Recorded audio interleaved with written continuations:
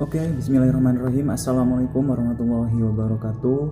Perkenalkan, nama saya Fahrudin Zukri, mahasiswa UIN Raden Intan Lampung, jurusan Bimbingan dan Konseling Pendidikan Islam semester 6. Baik, di sini saya mendapatkan tugas dari salah satu dosen saya mengenai isu etis dan hukum. Nah, di sini ada 2 poin yang akan saya bahas. Poin pertama yaitu mengenai isu privasi dengan perangkat telekomunikasi, dan kedua yaitu isu tentang masalah HIV dan AIDS. Baik, mungkin untuk mempersingkat kita langsung mulai saja. Apa sih isu privasi dengan perangkat telekomunikasi dan apa sih isu masalah mengenai bahaya HIV dan AIDS? Oke, kita mulai. Pertama, isu privasi dengan perangkat telekomunikasi. Isu privasi itu sendiri diartikan sebagai pengumpulan, penyimpanan dan penyebaran informasi mengenai individu atau seseorang. Kemudian teknologi informasi dan komunikasi. Di sini diartikan sebagai salah satu sarana yang dapat mempermudah kita dalam mencari informasi serta memudahkan pula kita dalam menyebarkan informasi. Akan tetapi dalam penggunaannya kita juga harus tetap memperhatikan beberapa etika, karena penggunaan teknologi informasi dan komunikasi itu sendiri pada dasarnya adalah kita berhubungan dengan orang lain. Hubungan dengan orang lain itu sendiri membutuhkan kode etik tertentu ya. Lalu apa hubungannya dengan dunia pendidikan atau dunia bimbingan dan konseling? Teknologi informasi komunikasi itu sendiri dapat mempermudah seorang pengajar untuk menyampaikan materinya. Contohnya dalam dunia kebekaan ya, sekarang sudah muncul konseling melalui website gitu. Sebagai seorang konselor kita harus memahami kode etik atau etika dalam menggunakan informasi itu sendiri. Kemudian yang kedua yaitu isu dan masalah terkait HIV/AIDS. Apa sih HIV/AIDS itu? HIV/AIDS itu sendiri dari bahasa Yunani yang artinya Human Immunodeficiency Virus. Ini adalah virus yang menyerang sistem kekebalan tubuh ya. Di sini terdapat dalam cairan tubuh pengidap seperti darah, air mani atau cairan vagina. Isu yang berkembang di masyarakat mengenai cara penularan HIV sebenarnya terjadi keliru pada pandangan masyarakat.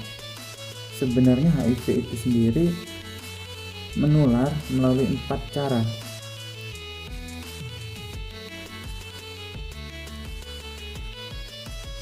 Melalui 4 cairan tubuh. Yang pertama sperma, yang kedua cairan vagina, yang kedua darah, dan yang terbaru yaitu pada cairan sumsum tulang belakang.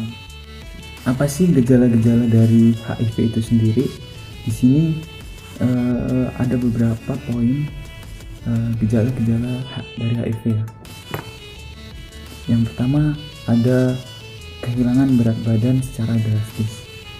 Semakin hari kalian semakin kurus gitu. Kemudian yang kedua ada diare yang berkelanjutan. Kalian dalam seminggu itu diare terus menerus begitu, salah satu tanda dari HIV.